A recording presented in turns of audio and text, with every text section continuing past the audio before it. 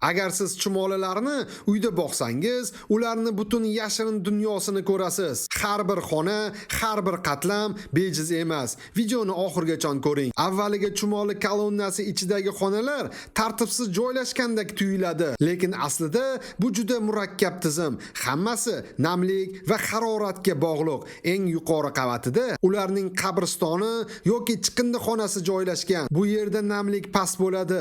Shuning uchun chirish, kasallar kamayadi. Uning ostidagi qavat urug'lar va hasharotlar saqlanadigan ombor. Bu yerda namlik o'rtacha. Aks holda ba'zi urug'lar unib ketishi mumkin. 3-qavat eng muhim joy, qirolicha xonasi. Bu yerda namlik yuqori bo'ladi. Atrofida ishchi chumolilar va qo'riqchilar turadi. Xona deyarli ko'zga tashlanmaydi. Har qanday hujumni himoya qilish uchun. Eng pastki qavati esa lichinkalar xonasi.